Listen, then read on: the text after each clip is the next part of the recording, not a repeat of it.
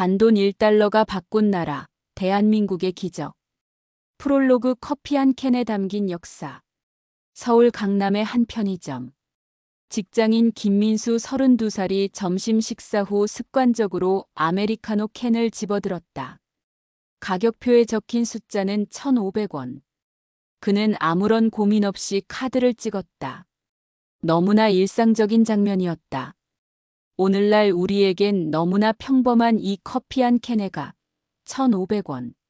하지만 1950년대 전쟁 직후 한국에서 단돈 1달러는 생존을 넘어 한 나라의 미래를 바꾼 씨앗이었습니다. 김민수는 잠시 멈춰섰다. 할아버지가 생전에 하셨던 말씀이 떠올랐다. 그때는 1달러만 있어도 온 가족이 며칠을 먹고 살 수 있었단다. 도대체 1달러가 어떻게 나라를 바꿨을까? 그 놀라운 이야기가 지금 시작된다. 1장 625 직후 잿더미 위에 한국. 폐허가 된 나라. 1953년 7월 27일 휴전협정이 체결되었다. 3년간의 참혹한 전쟁이 끝난 후 한반도는 말 그대로 잿더미가 되어 있었다. 서울 남대문 일대는 폭격으로 인해 건물의 형체를 알아볼 수 없었다. 부산, 대구, 대전. 어느 도시든 마찬가지였다. 기껏해야 천막이나 판자로 임시 거처를 만들어 놓은 것이 전부였다. 당시 대한민국의 1인당 국민소득은 67달러였다. 이는 오늘날 에티오피아보다도 낮은 수준이었다. 세계에서 가장 가난한 나라 중 하나였던 것이다. 굶주림과 절망. 전쟁으로 인한 피해는 상상을 초월했다. 인구의 10%에 해당하는 약 500만 명이 피난민이 되었고 전쟁 고아만 10만 명에 달했다. 부산 임시수도 시절 피난민들은 산빛 아래 판잣집을 짓고 살았다. 겨울이면 찬바람이 틈새로 들어와 아이들이 얼어 죽는 일도 비일비재했다. 이순자 당시 12세 할머니는 70년이 지난 지금도 그때를 생생히 기억한다. 하루에 죽 한 그릇 먹는 게 소원이었어요. 형제들끼리 서로 양보하느라 모두가 굶었죠. 서울역 광장에는 매일 아침 얼어 죽은 사람들의 시체가 놓여 있었다. 살아있는 사람들은 그 옆을 지나며 내일은 내가 저렇게 될지도 모른다는 두려움에 떨었다. 생존을 위한 몸부림. 사람들은 살기 위해 무엇이든 했다. 전쟁 중 떨어뜨린 탄피를 주워 고철상에 팔았고 미군이 버린 담배꽁초를 모아서 다시 말아 팔았다. 아이들은 미군 부대 주변을 맴돌며 기브미 초콜릿을 외쳤다. 운이 좋으면 군용 초콜릿이나 껌을 얻을 수 있었고 그것만으로도 하루 끼니를 해결할 수 있었다. 여성들은 미군의 세탁을 해주거나 구두를 닦아주며 생계를 이었다. 남자들은 미군 부대에서 나오는 잠반을 얻기 위해 줄을 섰다. 유엔의 구호물자 희망의 시작. 이런 절망적인 상황에서 한 줄기 빛이 들어왔다. 바로 유엔의 구호물자였다. UNKRA UN 한국재건단과 여러 국제기구들이 대대적인 원조를 시작한 것이다. 첫 번째로 들어온 것은 밀가루였다. 하얀 밀가루는 당시 한국인들에게는 생소한 것이었다. 지금까지 쌀과 보리만 먹고 살았던 사람들에게 밀로 만든 음식은 신세계였다. 부산 부두의 밀가루 포대가 산더미처럼 쌓였다. 사람들은 그 하얀 가루를 보며 이게 뭐지? 하면서도 희망을 품었다. 적어도 굶어 죽지는 않을 것이라는 안도감이었다. 분유, 생명의 물. 그 다음으로 들어온 것은 분유였다.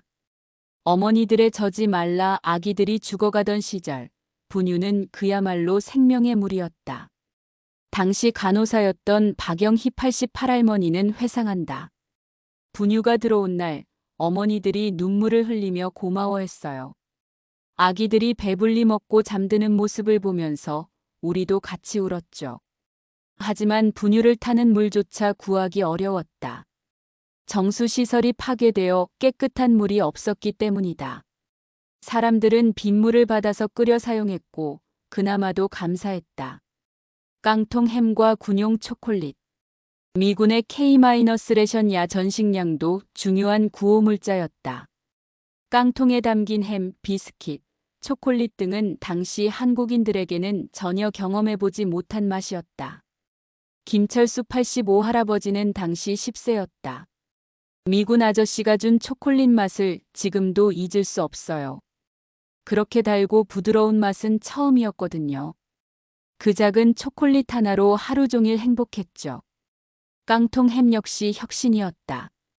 고기를 먹은 지 몇 년이 지난 사람들에게 캔을 따기만 하면 먹을 수 있는 고기는 기적과 같았다. 깡통을 다 먹고 나서도 버리지 않았다. 그 깡통으로 컵을 만들고 냄비를 만들고 온갖 생활용품을 만들어 썼다. 달러의 등장. 이런 구호물자들과 함께 달러라는 화폐가 한국 사회에 본격적으로 등장했다. 미군들이 사용하는 달러는 당시 한국의 환화보다 훨씬 가치 있는 화폐였다. 한 달러면 당시 한국 돈으로 몇백 원에 해당했다. 이는 일반 한국인 하루 품삯의 몇 배에 달하는 큰 돈이었다. 그래서 사람들은 미군들로부터 달러를 벌기 위해 온갖 노력을 다했다. 이렇게 해서 전쟁 직후 한국 사회에는 달러 경제가 시작되었다. 그리고 이 달러 하나하나가 모여서 나중에는 나라 전체의 경제를 바꾸는 원동력이 되었다. 2장. 한 달러가 만든 장사와 기회. 암시장의 형성. 전쟁이 끝나고 미군 부대가 곳곳에 설치되면서 자연스럽게 미군 PX 피오스트 익스체인지, 군인 매점 주변에는 특별한 시장이 형성되기 시작했다. 미군들이 PX에서 사온 물건들을 한국인들에게 팔거나 교환하는 일이 빈번해졌다. 담배, 초콜릿, 통조림, 비누, 치약 등이 주요 거래 품목이었다. 서울 용산, 부산 하야리아, 대구 캠프워커 주변에는 이런 달러 장사를 하는 사람들이 모여들었다. 이들은 영어 몇 마디를 배워가며 미군들과 거래했다. 헤이, 지아이, 초콜릿, 담배, 체인지. 서투른 영어였지만 생존을 위한 간절함이 담겨 있었다. 달러 장사의 선구자들. 부산 부두에서 달러 장사를 시작한 이만석 당시 23세은 훗날 이렇게 회상했다. 처음에는 미군들이 뭘 원하는지 몰랐어요. 그런데 보니까 한국 전통 물건들을 신기해하더라고요.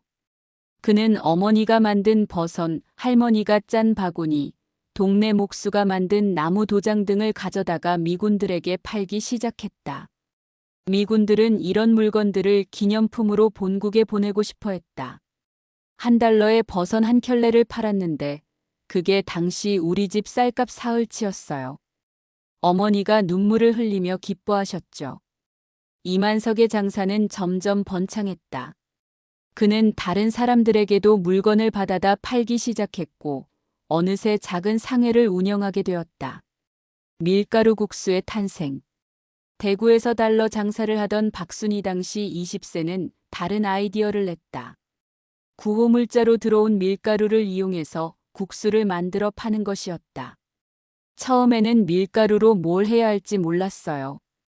그런데 중국집에서 일하던 아저씨가 면을 뽑는 걸 보고 아이디어를 얻었죠.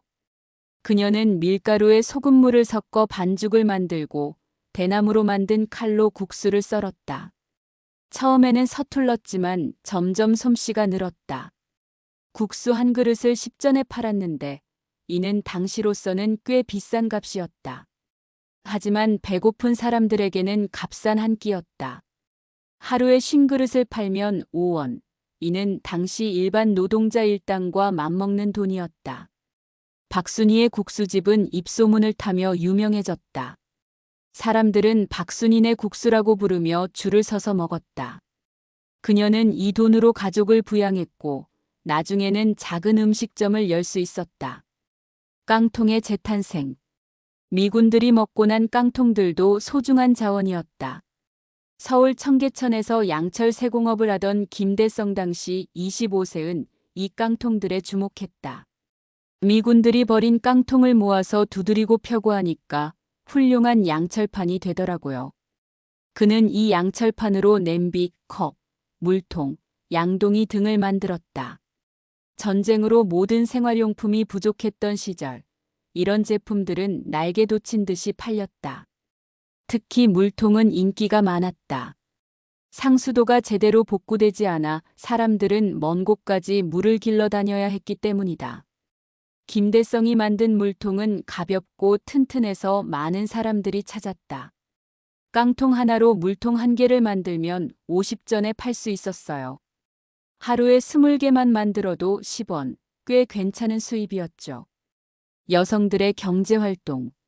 전쟁으로 많은 남성들이 목숨을 잃거나 다쳤기 때문에 여성들이 경제활동의 중심에 서야 했다. 그들은 미군 부대 주변에서 다양한 일을 했다. 세탁업이 대표적이었다. 미군들의 군복과 속옷을 세탁해주는 일이었다. 한 벌당 25전씩 받았는데 하루에 20벌을 세탁하면 5원을 벌 수 있었다. 인천에서 세탁일을 하던 최복순 당시 30세은 이렇게 말했다. 새벽 4시에 일어나서 밤 10시까지 빨래만 했어요. 손이 터져서 피가 나도 참고 했죠. 아이들을 먹여 살리려면 어쩔 수 없었거든요. 구두 닦기도 중요한 일이었다. 미군들의 군화를 닦아주는 일로 한 켤레당 10전을 받았다. 하루에 50켤레를 닦으면 5원을 벌 수 있었다. 달러의 위력. 이런 모든 일들의 최종 목표는 달러를 버는 것이었다. 달러 한 개는 당시 한국 돈 몇백 원과 맞먹었기 때문에 달러 몇 개만 모아도 가족이 한 달을 먹고 살 수 있었다. 미군들은 한국 물건을 살 때 달러로 계산했다. 담배 한 갑에 25센트, 기념품 하나에 50센트나 한 달러를 주었다. 한국인들에게는 상상할 수 없는 큰 돈이었다. 부산에서 기념품 장사를 하던 조순태는 달러 한 개면 우리 집 쌀값 일주일치였다고 회상한다. 그래서 달러 하나하나가 너무 소중했어요. 잃어버리면 며칠을 울었죠. 시장의 확산. 이런 개인적인 장사들이 모이면서 점점 큰 시장이 형성되었다. 용산의 아메리칸 마켓, 부산의 국제시장, 대구의 서문시장 등이 그 대표적인 예다. 이 시장들에서는 미군 PX 물건뿐만 아니라 한국 전통 물건, 그리고 한국인들이 만든 새로운 제품들이 함께 거래되었다. 달러와 원화가 섞여서 사용되는 특이한 시장이었다. 외국인들 주로 미군과 한국인들이 만나는 교류의 장이기도 했다. 여기서 한국인들은 영어를 배웠고 서구 문물을 접했다. 반대로 외국인들은 한국 문화를 체험했다. 새로운 직업의 탄생. 달러 경제와 함께 새로운 직업들도 생겨났다. 통역사, 환전업자, 중개상 등이 그것이다. 영어를 조금이라도 할 수 있는 사람들은 미군과 한국인 사이에 통역을 해주며 돈을 벌었다. 환전업자들은 달러와 원화를 바꿔주는 일을 했다. 중개상들은 미군이 원하는 물건을 찾아다가 공급하는 역할을 했다. 이런 직업들을 통해서도 많은 사람들이 생계를 꾸릴 수 있었다. 그리고 이 과정에서 한국 사회는 점점 국제화되어 갔다. 3장. 구호물자가 산업으로. 밀가루 혁명의 시작. 1950년대 중반, 대한민국에는 밀가루 혁명이 일어났다. 처음에는 단순한 구호물자였던 밀가루가 점점 한국인의 식생활을 바꾸기 시작한 것이다. 전쟁 이전까지 한국인들은 쌀과 보리를 주식으로 했다. 밀가루로 만든 음식은 극히 일부만 먹었다. 하지만 대량으로 들어온 밀가루 덕분에 상황이 달라졌다. 처음에는 밀가루를 어떻게 요리해야 할지 몰랐다. 사람들은 밀가루에 물을 섞어서 죽처럼 끓여 먹거나 쌀과 섞어서 지었다. 맛은 이상했지만 배를 채울 수 있어서 감사했다. 하지만 점점 밀가루 요리법이 발달하기 시작했다.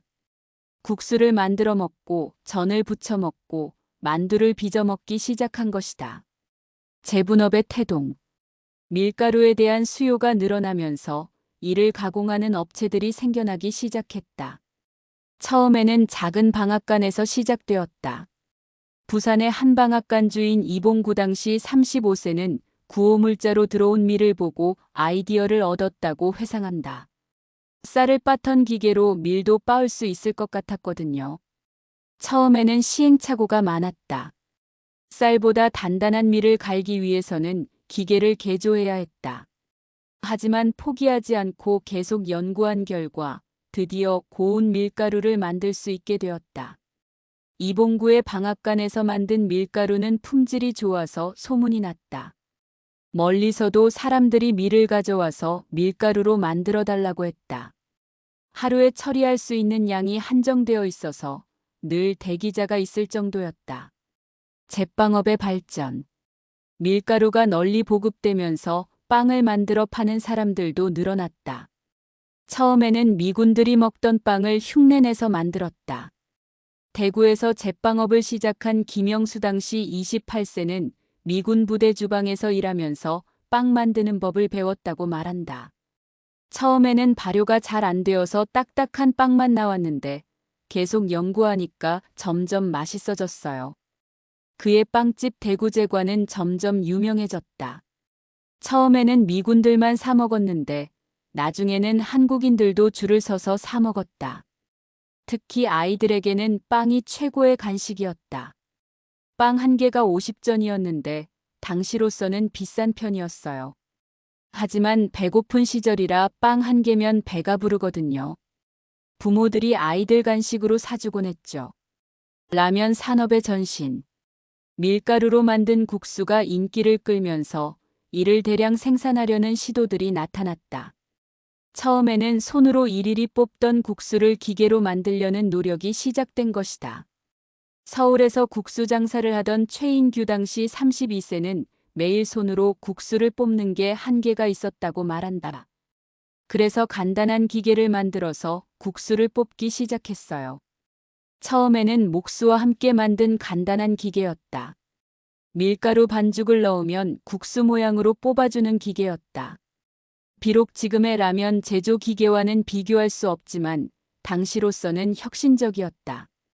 이 기계로 만든 국수는 손으로 뽑은 것보다 모양이 일정하고 대량 생산이 가능했다. 최인규는 이 국수를 말려서 보관하기 쉽게 만들었다. 이것이 훗날 라면 산업의 초기 형태였다. 낙농업의 시작. 분유가 대량으로 들어오면서 한국인들은 우유의 맛을 알게 되었다. 처음에는 아기들을 위한 것이었지만 점점 어른들도 우유를 마시기 시작했다. 경기도 광주에서 농사를 짓던 박철민 당시 40세은 분유 맛을 보고 신선한 우유를 만들어 팔면 어떨까 생각했다고 한다. 그래서 젖소를 키우기 시작했어요. 처음에는 젖소 2마리로 시작했다. 미군 부대에서 나오는 음식 찌꺼기를 얻어다가 소에게 먹였다. 그리고 짠 우유를 근처 마을 사람들에게 팔았다. 신선한 우유는 분유와는 다른 맛이었다. 더 고소하고 영양가도 높았다. 특히 아이들이 좋아해서 수요가 점점 늘어났다. 처음에는 하루에 우유 10병 정도 팔았는데 몇 개월 후에는 50병까지 팔게 되었어요.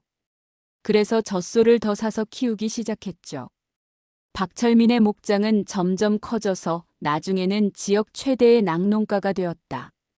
그가 만든 우유는 신선우유라는 브랜드로 팔려서 유명해졌다. 금속 재활용 산업. 미군들이 사용하고 버린 각종 금속류들도 소중한 자원이었다. 깡통, 철사, 못, 나사 등이 모두 재활용되었다.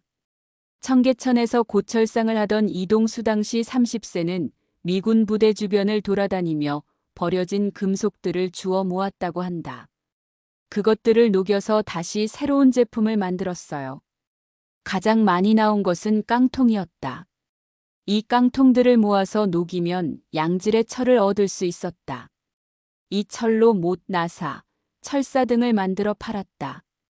당시에는 모든 것이 부족했거든요. 못 하나, 나사 하나도 귀했죠. 그래서 우리가 만든 제품들이 날개 돋친 듯이 팔렸어요. 이런 재활용 산업은 점점 발전해서 나중에는 주방용품, 농기구, 건축자재 등을 만드는 회사들로 성장했다. 섬유 산업의 발달. 미군들이 버린 군복이나 천조각들도 재활용되었다. 이것들을 모아서 새로운 옷을 만들거나 이불, 가방 등을 만들었다. 대구에서 재단 일을 하던 조복래 당시 25세는 미군 군복을 뜯어서 민간용 옷으로 만들어 팔았다고 회상한다. 군복천은 질이 좋아서 오래 입을 수 있었거든요. 처음에는 단순히 군복을 개조하는 수준이었다. 하지만 점점 기술이 발달하면서 새로운 디자인의 옷들을 만들기 시작했다. 서구식 양복, 드레스 등을 만들어 팔았다. 한국 사람들이 서양식 옷을 입기 시작한 게 이때부터예요. 전통 한복만 입던 사람들이 양복을 입으니까 완전히 달라 보였죠. 이런 작은 재단소들이 모여서 나중에는 대구 섬유산업의 기반이 되었다. 오늘날 대구가 섬유산업의 중심지가 된 것도 이때의 작은 시작들이 쌓여서 만들어진 결과였다. 화학공업의 싹. 미군 부대에서 나오는 비누, 세제, 화장품 등에 관심을 가진 사람들도 있었다. 이런 제품들을 직접 만들어 팔 수 있지 않을까 하는 생각이었다. 서울에서 약국을 하던 이화준 당시 33세은 미군들이 사용하는 비누를 보고 연구하기 시작했다고 한다. 성분을 분석해서 비슷한 비누를 만들려고 노력했어요. 처음에는 실패의 연속이었다. 비누를 만드는 화학 공정을 제대로 알지 못했기 때문이다. 하지만 포기하지 않고 계속 실험한 결과 드디어 쓸만한 비누를 만들 수 있게 되었다. 처음 만든 비누는 거품도 잘 안 나고 냄새도 이상했어요. 하지만 점점 개선해서 나중에는 미군 비누보다도 좋다는 평가를 받았죠. 이화준의 비누는 화준비누라는 브랜드로 팔렸다. 가격도 미군 비누보다 저렴해서 많은 사람들이 찾았다. 이것이 훗날 한국 화학공업 발전의 한 축이 되었다. 사장. 기억 속의 $1. 할머니의 초콜릿 이야기. 현재 85세인 김순득 할머니는 여전히 그날을 생생히 기억한다. 1954년 겨울, 당시 13세였던 그녀에게 일어난 일이었다. 그날은 정말 추웠어요. 눈이 펑펑 오는데 집에는 먹을 게 하나도 없었죠. 어머니는 아파서 누워 계시고 동생들은 배고파서 울고 있었어요. 순득이는 어쩔 수 없이 근처 미군 부대 앞으로 갔다. 다른 아이들처럼 기분이 초콜릿을 외치며 손을 내밀었다. 그때 한 미군 아저씨가 나타났어요. 키가 정말 크고 파란 눈을 한 분이었는데 저를 보더니 주머니에서 뭔가를 꺼내시더라고요. 그것은 초콜릿 하나와 $1 지폐였다. 미군은 순득이의 손에 그것들을 쥐어주고는 메리 크리스마스라고 말했다. 순득이는 영어를 몰랐지만 그 따뜻한 미소는 이해할 수 있었다. 그 $1로 쌀 한 대를 사고 초콜릿은 동생들과 나눠 먹었어요. 그날이 제 인생에서 가장 행복한 크리스마스였어요. 70년이 지난 지금도 순득 할머니는 그때 일을 말할 때마다 눈시울이 붉어진다. 그 아저씨 덕분에 우리 가족이 겨울을 날 수 있었어요. 아버지의 달러 저금통. 부산에서 자란 박민철 73할아버지의 아버지는 달러를 모으는 것이 취미였다. 미군 부대에서 일하면서 받은 달러를 절대 쓰지 않고 모았던 것이다. 아버지는 달러 한 장 한 장을 보물처럼 여기셨어요. 집에 작은 깡통이 있었는데 거기에 달러를 차곡차곡 모으셨죠. 박민철의 아버지 박종수 당시 35세는 미군 부대에서 통역 일을 했다. 영어를 조금 할 수 있었기 때문에 한 달에 $20 정도의 임금을 받았다. 당시로서는 상당한 고수입이었다. 아버지는 그 달러로 우리 집을 샀어요. 전쟁으로 집을 잃었는데 달러를 모아서 새 집을 마련하신 거죠. 1957년 박종수는 모아둔 달러 200개로 부산 영도에 작은 집을 샀다. 당시 집값이 한국 돈으로 5만 원 정도였는데 달러로는 200개면 충분했다. 그 집에서 우리 가족이 40년을 살았어요. 아버지의 달러 저금통이 우리 인생을 바꾼 거죠. 어머니의 달러 장사. 현재 78세인 이옥순 할머니는 어머니가 했던 달러 장사를 생생히 기억한다. 1955년 그녀의 어머니 김금순 당시 28세은 인천에서 작은 가게를 운영했다. 어머니는 정말 똑똑하셨어요. 미군들이 뭘 좋아하는지 금방 알아차리셨죠. 김금수는 미군들이 한국 전통 음식을 좋아한다는 것을 발견했다. 특히 김치와 불고기에 관심이 많았다. 그래서 그녀는 작은 식당을 열어서 한국 음식을 팔기 시작했다. 처음에는 미군 몇 명만 오던 작은 가게였어요. 그런데 입소문이 나면서 점점 많은 사람들이 찾아왔죠. 김금순의 식당은 코리안 키친이라는 이름으로 유명해졌다. 미군들은 고향 음식이 그리울 때 이곳에 와서 한국 음식을 먹으며 위로받았다. 어머니는 하루에 달러 10개씩 벌기도 하셨어요. 그 돈으로 제가 고등학교도 다니고 대학교도 갈 수 있었어요. 김금순의 성공은 다른 사람들에게도 영감을 주었다. 한국 음식을 파는 작은 식당들이 미군 부대 주변에 하나둘씩 생겨나기 시작했다. 청년의 꿈과 달러. 현재 80세인 최영수 할아버지는 젊은 시절 달러로 꿈을 이룬 사람이다. 1956년 22세였던 그는 서울에서 구두 수선업을 했다. 그때 제 꿈은 미국에 가는 것이었어요. 미군들을 보면서 미국이 어떤 나라인지 궁금했거든요.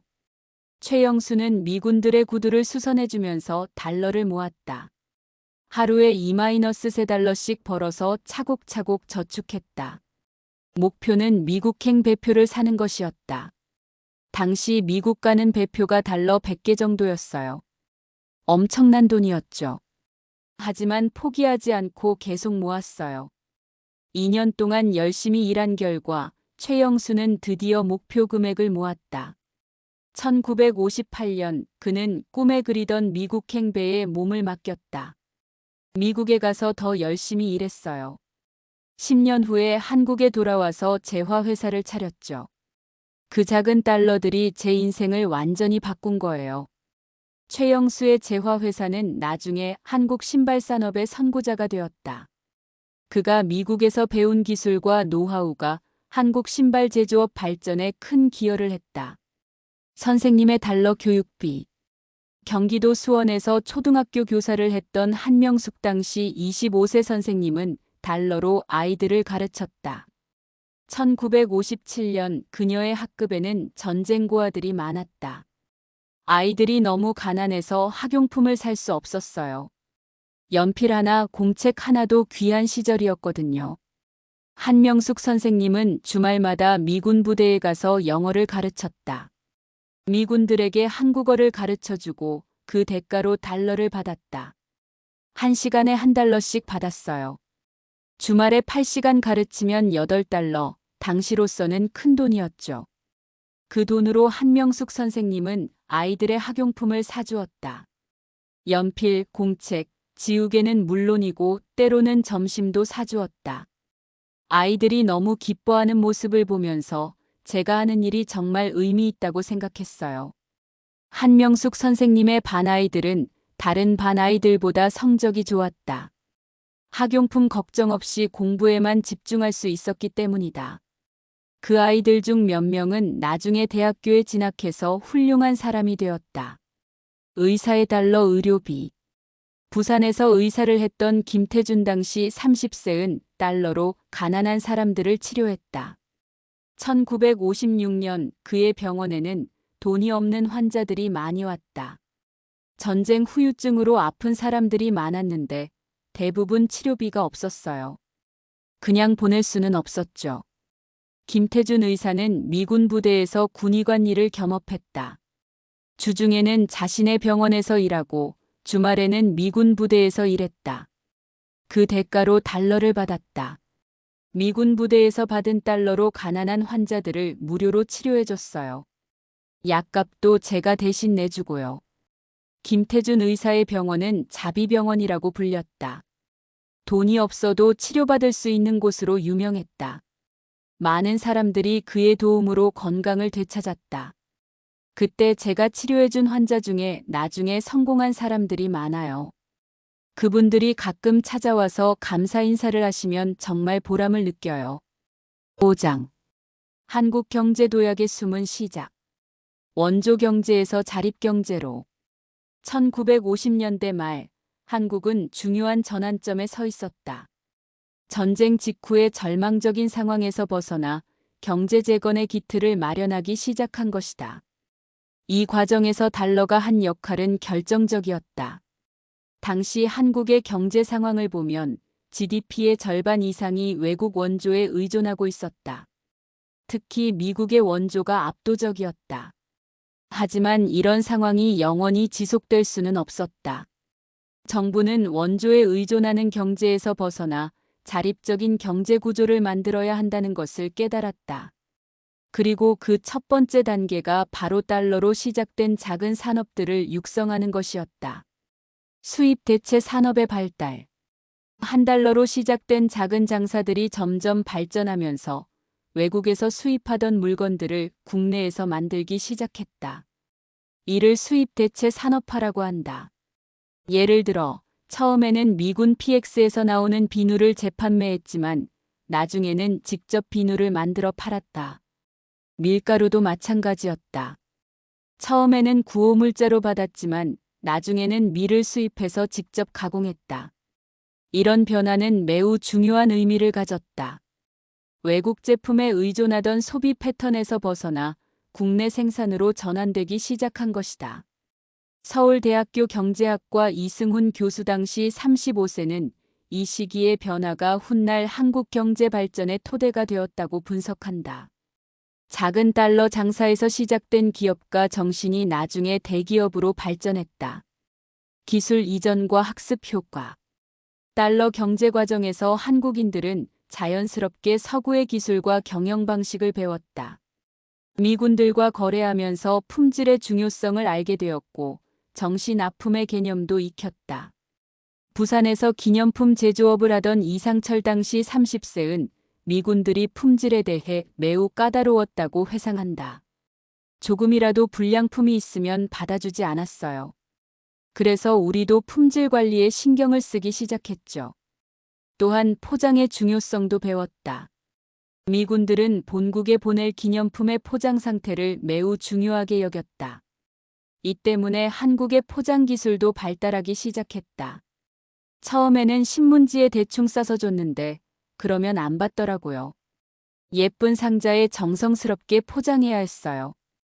이런 경험들이 쌓여서 나중에 한국이 수출 대국이 될 수 있는 기반이 마련되었다. 금융 시스템의 발달. 달러 거래가 활발해지면서 환전업이 발달했다. 처음에는 개인적인 차원에서 이루어지던 환전이 점점 체계화되었다. 서울 명동에서 환전업을 하던 김동식 당시 40세은 달러와 원화를 바꿔주는 일이 점점 복잡해졌다고 말한다. 환율이 계속 변동했기 때문에 정확한 계산이 필요했어요. 이런 환전업자들이 모여서 나중에는 한국의 외환 시장이 형성되었다. 비록 규모는 작았지만 외화 거래의 기본 틀이 만들어진 것이다. 또한 달러를 안전하게 보관하고 대출해주는 업체들도 생겨났다. 이것이 훗날 한국 금융업 발전의 초기 형태였다. 상업 네트워크의 확산. 달러 장사를 하는 사람들 사이에는 자연스럽게 네트워크가 형성되었다. 정보를 공유하고 물건을 공급하고 때로는 자금을 융통하기도 했다. 부산의 이만석은 서울, 대구, 인천의 장사꾼들과 연결되어 있었다. 부산에서 구하기 어려운 물건은 서울에서 가져오고 서울에서 필요한 건 부산에서 보내주고 했어요. 이런 상업 네트워크는 점점 전국적으로 확산되었다. 나중에는 일본이나 홍콩 같은 해외와도 연결되었다. 이것이 한국 상업 발전의 기초가 되었다. 도시화의 가속. 달러를 벌기 위해 많은 사람들이 미군 부대가 있는 도시로 몰려들었다. 이로 인해 도시화가 급속히 진행되었다. 서울, 부산, 대구, 인천 등 주요 도시의 인구가 급격히 증가했다. 농촌에서 살던 사람들이 도시로 이주해서 달러 관련 일에 종사했다. 시골에서는 하루 종일 일해도 몇 원밖에 벌지 못했는데 도시에 와서 달러 장사를 하니까 하루에 몇십 원씩 벌 수 있었어요. 전라도에서 서울로 올라온 박순옥 당시 20세의 증언이다. 이런 도시화는 단순히 인구 이동에 그치지 않았다. 도시에서는 새로운 문화가 생겨났고 교육 기회도 늘어났다. 이것이 한국 사회 발전의 원동력이 되었다.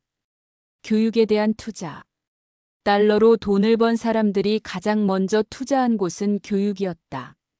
자녀들을 학교에 보내고 때로는 자신도 공부를 다시 시작했다. 인천에서 달러 장사로 성공한 최복수는 번 돈의 절반은 아이들 교육비로 썼다고 한다. 가난해도 교육만큼은 시켜야 한다고 생각했어요.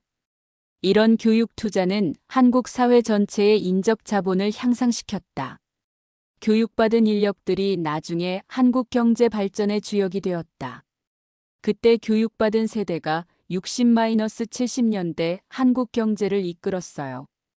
달러로 시작된 교육 투자가 나라 전체를 바꾼 거죠. 교육사학자 김영철 교수의 분석이다. 기업가 정신의 확산.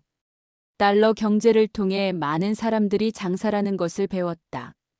어떻게 하면 돈을 벌 수 있는지, 고객이 무엇을 원하는지, 경쟁에서 이기려면 어떻게 해야 하는지를 체험했다. 이런 경험들이 쌓여서 한국인들에게 기업가 정신이 생겨났다.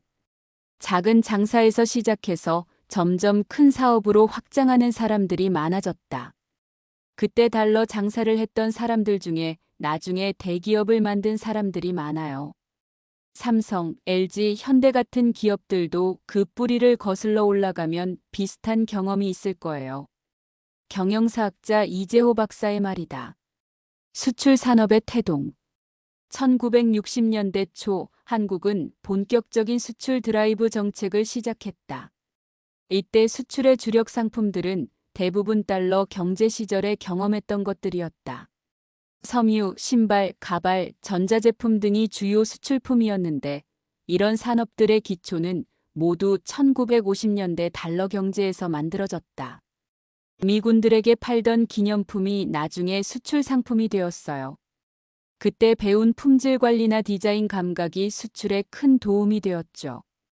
초기 수출업체를 운영했던 강명수 당시 35세의 회고다. 한강의 기적의 씨앗. 1960년대부터 시작된 한국의 급속한 경제 성장은 한강의 기적이라고 불린다. 불과 30년 만에 최빈국에서 선진국 문턱에 오른 것은 세계 경제사에서도 유례가 없는 일이었다. 이런 기적의 씨앗은 바로 1950년대의 달러 경제에서 뿌려졌다. 전쟁의 폐허 위에서 한 달러 한 장으로 시작된 작은 장사들이 모여서 나라 전체를 바꾼 것이다.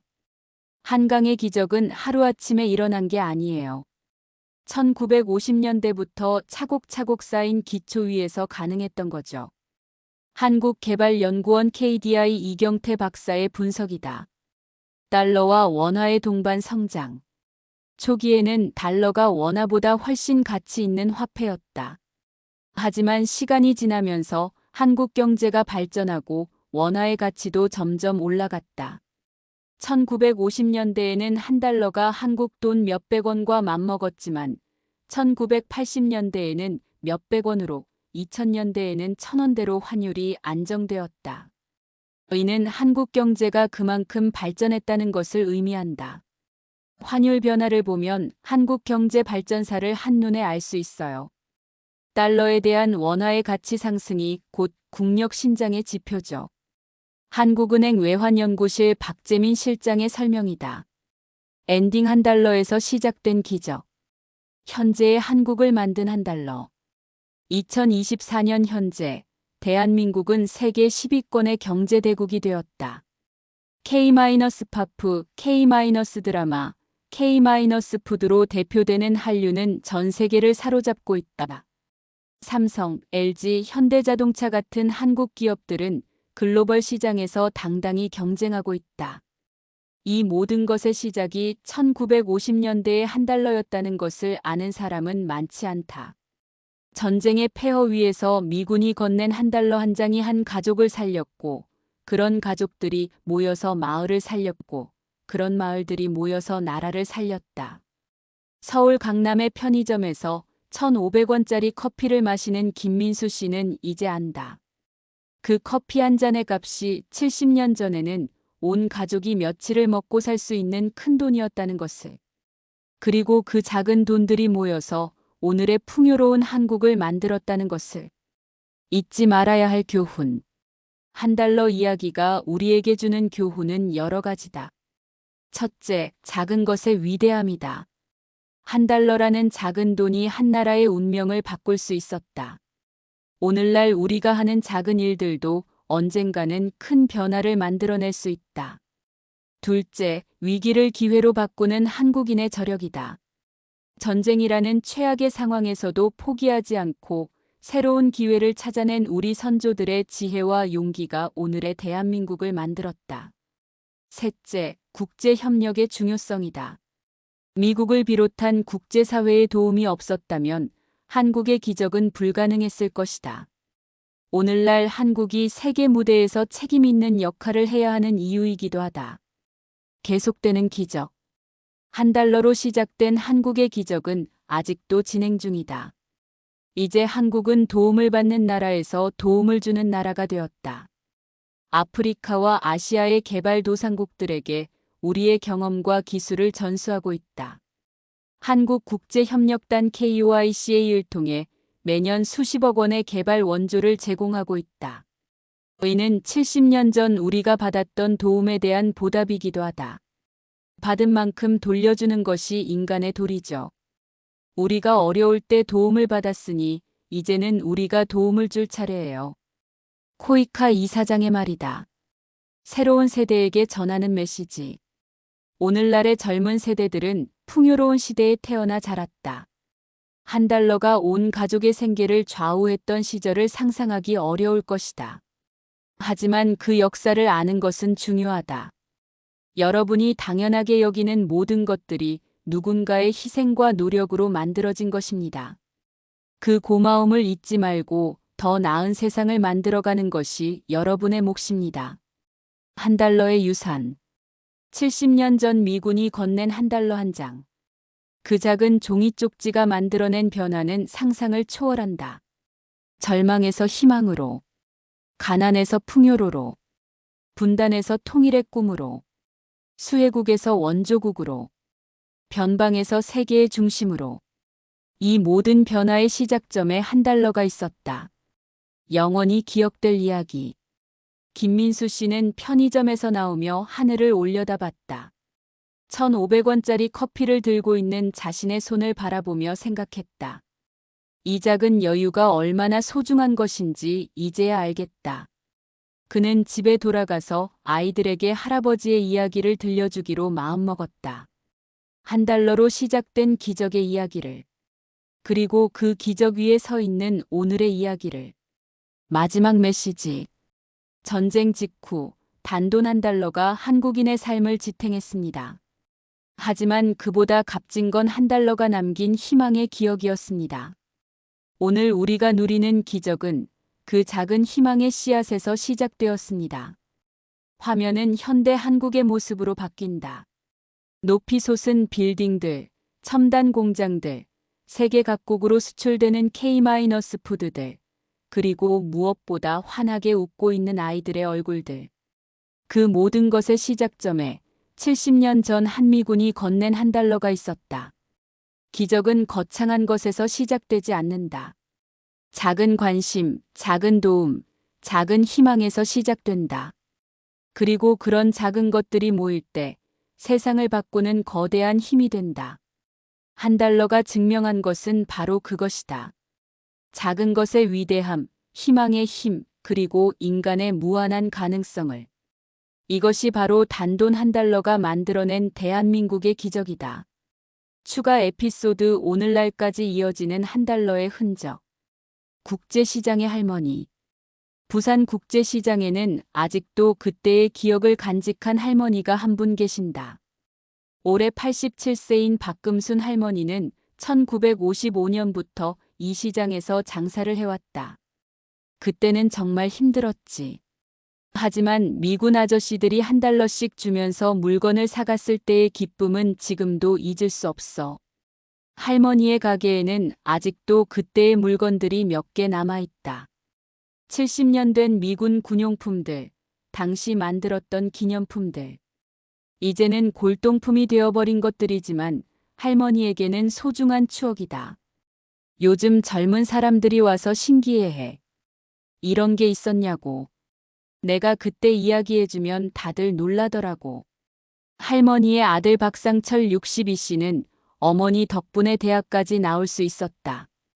어머니가 $1 모아서 제 학비를 대주셨어요. 그 덕분에 지금의 제가 있는 거죠. 박상철 씨는 현재 부산에서 무역회사를 운영하고 있다. 어머니가 시작한 작은 장사가 70년 만에 국제무역업으로 발전한 것이다. 용산의 기념관. 서울 용산에는 625 참전국 기념관이 있다. 이곳에는 당시 미군들이 사용했던 물품들과 한국인들이 만든 기념품들이 전시되어 있다. 특히 눈에 띄는 것은 $1 코너다. 실제 1950년대 $1 지폐와 함께 그 돈으로 살 수 있었던 물건들이 전시되어 있다. 쌀 한 돼, 국수 10그릇, 깡통 통조림 5개 등등. 기념관 해설사 김영희 45씨는 관람객들이 가장 놀라는 부분이 바로 이 코너라고 말한다. $1의 위력을 실감하게 되거든요. 특히 외국인 관람객들의 반응이 흥미롭다. 미국인들은 자신들의 작은 도움이 이렇게 큰 변화를 만들었다는 것을 알고 감동해요. 다른 나라 사람들은 한국의 발전상에 놀라고요. 현대 기업들의 뿌리. 놀랍게도 현재 한국의 몇몇 대기업들이 1950년대 달러 경제와 연관이 있다는 사실이 밝혀지고 있다. 한 대기업의 창업자는 젊은 시절 미군 부대에서 통역일을 했다. 그때 번 달러로 작은 무역업을 시작했고 그것이 오늘날 수조원 매출의 그룹으로 성장했다. 또 다른 기업은 창업자의 어머니가 미군들에게 세탁업을 해주면서 모은 돈으로 시작되었다. 지금은 글로벌 패션 브랜드가 되었지만 그 시작은 $1씩 모은 세탁비였던 것이다. 한국 기업사를 연구하다 보면 이런 사례들이 정말 많아요. 작은 달러에서 시작된 성공담들이 곳곳에 숨어 있죠. 경영사학자 이정호 교수의 말이다. 교육 분야의 변화. $1로 교육비를 마련했던 당시의 영향은 오늘날까지 이어지고 있다. 한국이 세계에서 교육열이 가장 높은 나라 중 하나가 된 것도 그때의 경험과 무관하지 않다. 부모들이 자식 교육에 투자하는 것을 당연하게 여기는 문화가 그때 형성되었어요. 가난해도 교육만큼은 시켜야 한다는 신념이죠. 교육사회학자 박미영 교수의 분석이다.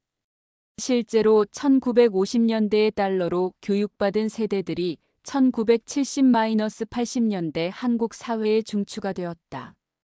그들이 이룬 성과가 다시 다음 세대의 교육 투자로 이어졌다. 문화 콘텐츠 산업의 원료. 오늘날 전 세계를 강타하고 있는 K-팝, K-드라마의 뿌리도 1950년대로 거슬러 올라간다.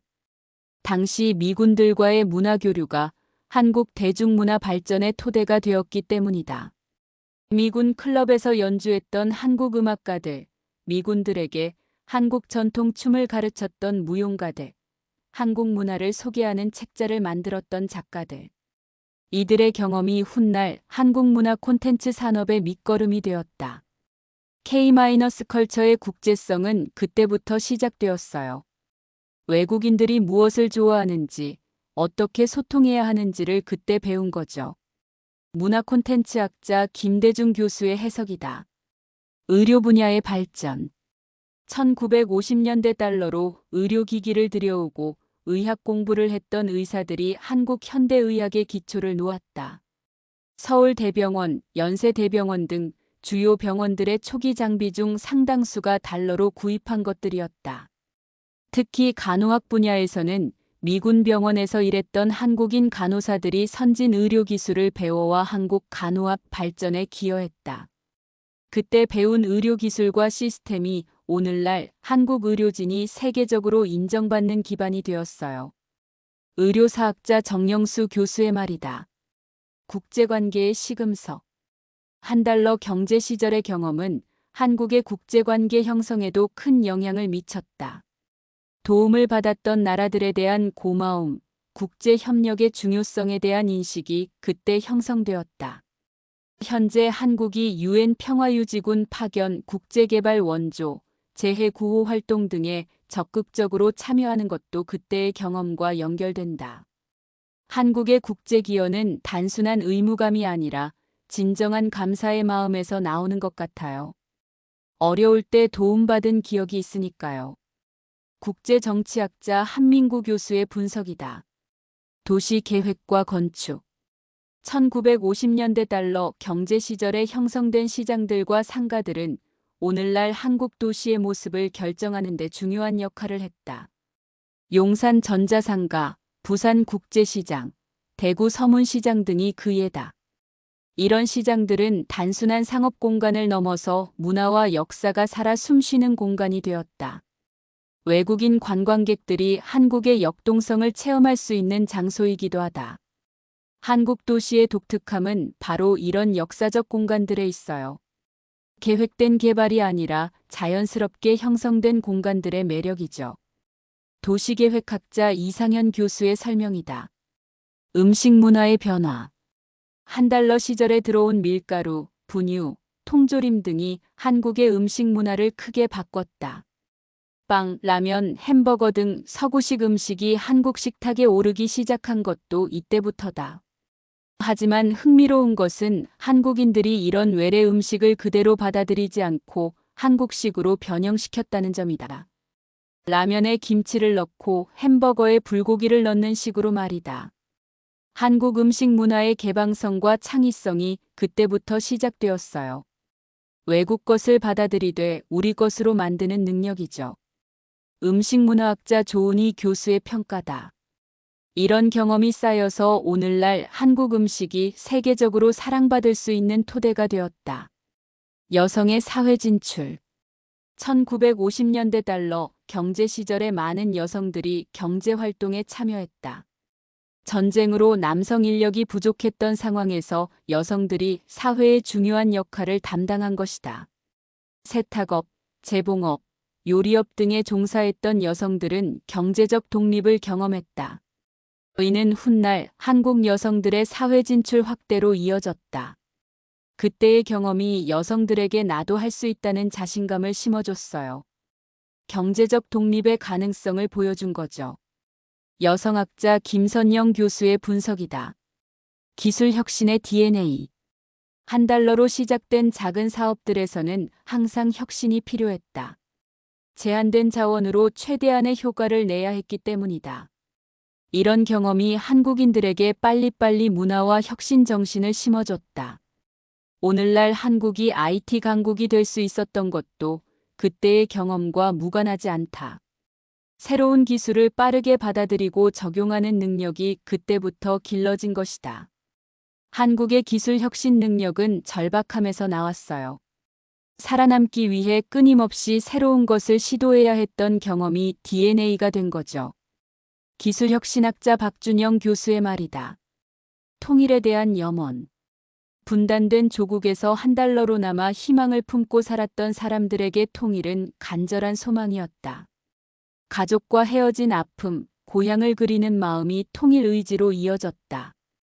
오늘날 한국이 통일을 위해 지속적으로 노력하는 것도 그때의 경험과 연결된다.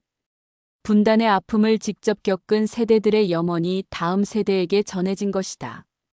통일은 단순한 정치적 목표가 아니라 가슴 깊이 새겨진 염원이에요. $1 한 장으로 버텼던 그 시절의 희망과 같은 거죠. 통일학자 정세현 교수의 해석이다. 미래를 향한 메시지. $1로 시작된 한국의 기적은 아직 끝나지 않았다. 이제 한국은 새로운 도전에 직면해 있다. 저출산, 고령화, 기후변화, 4차 산업혁명 등등. 하지만 70년 전 $1로 기적을 만들어낸 한국인들의 DNA는 여전히 살아있다. 작은 것에서 시작해서 큰 변화를 만들어내는 능력, 위기를 기회로 바꾸는 지혜, 서로 돕고 협력하는 정신. 이런 가치들이 있는 한 한국의 미래는 밝다. $1로 시작된 기적이 계속 이어질 것이다. 영원한 $1의 정신. 오늘날 $1는 우리에게 더 이상 큰 돈이 아니다. 편의점에서 과자 하나도 사기 어려운 돈이 되었다. 하지만 그 $1가 대표하는 정신은 여전히 소중하다. 희망을 잃지 않는 마음, 작은 것이라도 소중히 여기는 마음, 어려운 이웃을 돕는 마음, 더 나은 미래를 만들어가려는 의지. 이런 것들이 바로 $1의 진정한 가치다. 그리고 이 가치들이 있는 한 한국은 계속해서 새로운 기적을 만들어갈 것이다. $1가 증명한 것은 돈의 힘이 아니라 마음의 힘이었다. 절망적인 상황에서도 희망을 놓지 않는 인간의 위대함이었다.